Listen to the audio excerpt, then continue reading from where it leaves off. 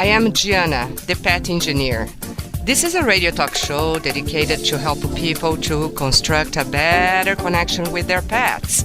To listen to our show, you can visit us at petengineer.com. Also, check my new book, Numerology for Pets, at amazon.com. Today I have Joshua Siderban, who is a dog trainer and volunteers in shelters diagnosing and rehabilitating lost dogs to increase their chances of becoming more adoptable. If you want to know more about Joshua and his work, go to www.doggytailstraining.com. Once again, is doggytailstraining.com. Joshua, what is your dog training philosophy? My philosophy revolves around prevention instead of correction. So everything I focus on is not what to do when it happens, it's what to do so it doesn't happen. I like to focus on the holistic side, from teaching the dog to training the dog from the inside out and not the opposite. What's like if you had a child that was brilliant at math, but your child was killing people, you wouldn't care if he's good at math, you see. So most dogs that I deal with that want to rip my throat out, they all know how to sit down. You know, there's a difference between a well-behaved dog and an obedient dog. Everybody in our culture loves to focus on the obedience, basically teaching the dog how to be a dog first and then to move on. What kind of approach, technique do you use to train your dogs? Like I said, I don't use any kind of physical corrections. I use very, very little touching with the dog. I do very little treat training.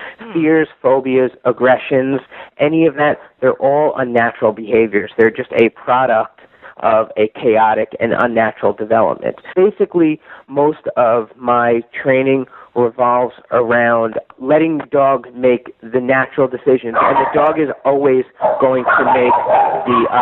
Sorry, hold on one sec. I'm at a shelter. I'm at a shelter right now, actually. So sorry about that. That's okay. Yeah, I'm at a shelter. Let me walk into the office. Hold on.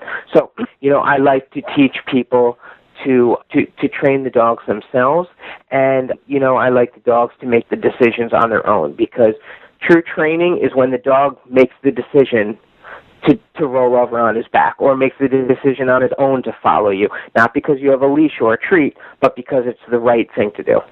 But do you change the training approach according to the dog breed?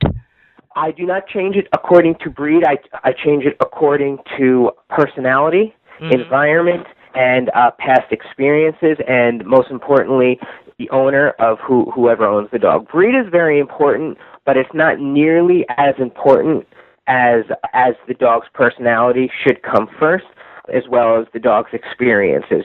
Most of what I'm dealing with are shelter dogs and very damaged dogs. Most of these dogs their brains haven't been programmed for specific breed behaviors, like you would get from a well-bred breed.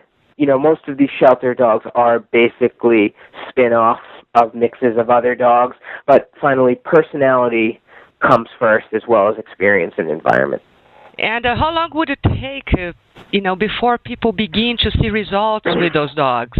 Well, I'm very honest with people. Unfortunately, dog training is an unregulated business, and anybody can be a dog trainer. And in a bad economy, of course, that breeds, people needing money, and just customers will assume, well, if you have a website, then you're an expert. I come from a much different perspective from most trainers, because I didn't begin with little puppy classes and things like that. I actually began rehabilitating fighting dogs and fears and phobias, and I started in the shelters at the end of the dog's life, where, I didn't have perfect little puppies to deal with. I can't go into the dog's brain and erase the past. Most of it depends on the owner. How much time, how consistent, how devoted the owner is to helping this dog depends on, the particular dog, the dog's nervous system, what the dog's been through. I've seen some dogs and some humans make, 100%, and some not, 20%. These dogs are reacting based on the owners. And a lot of times when I go into homes dog training, it makes people face themselves, because they have to face their own fears, because they have to deal with their own problems first, And then usually the dog will just follow along. Nervous people have nervous dogs. People that, are overweight usually have overweight dogs, things like that. It's very, very dependent on the dog's situation, how abused the dog, how neglected the dog has been. Of course, the age and how old the dog is. The younger the dog, the quicker the dog will move on because of the brain development. Do you have any special story to tell us about a particular dog? A year ago, I had a client that had a 170-pound Alaskan Malamute, and he's had it from birth, and the dog was about 3 or 4 years old, and the guy called me from a hotel, and he called me and he said, listen, I have a problem. I've called about 5 other trainers, and no other trainers will help me because they said that there's nothing they can do. And he said he's called the cops, and there's nothing they could do. So what happened was that the dog became so aggressive and so abrasive that the gentleman actually got locked out of his house from the dog. Every time he went to the house, the dog would try to attack him. He couldn't get through the windows. He couldn't get into the doors. There was no possible way this dog was going to let him into the house. So I go to the home, got the dog under control and things like that. It was a good story with a good ending, and we found a dog a place in the sanctuary where he's doing very well. Are there any messages or lessons learned about your experience with dogs you would like to share with the listeners? My message would be just treat your dog like a dog, and don't worry so much about sit and wait and lay down and things like that. There's much more important issues to deal with. Okay, thank you so much. Great. All right, thank you.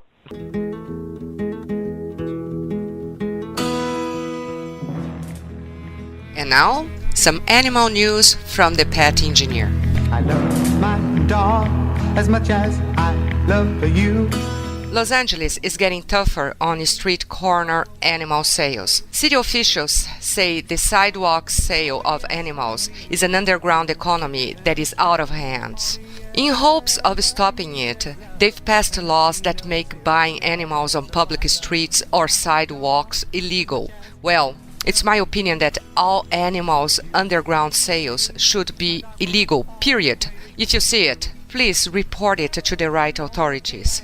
Comes the shining through his eyes. I don't need no. Another good news. The emperor penguin that washed up on New Zealand's North Island after swimming from Antarctica passes its latest medical checks. The news came 5 weeks after it was found on a beach more than 2,000 miles from its Antarctica home. New Zealand vets said that Happy Feet, the penguin, became ill after eating sand, and he probably have mistaken it for snow. I love my dog as much as I love you. Humane Society International, HSI, has been alerted by a coalition of animal protection groups in China of plans to import live cattle from Australia into China for use in a rodeo event in October. Come on! Rodeo is not fun. It's cruelty, especially when animals are imported. It's slavery. We've got to stop it by not watching or attending rodeos. If there is no demand, the supply won't exist. If you have any news, opinions, or suggestions you would like to share, go to thepetengineer.com under the submission link. Thank you for listening to the Pet Engineer Radio Show. Don't forget to check my new book, Numerology for Pets, at numerologyforpets.com.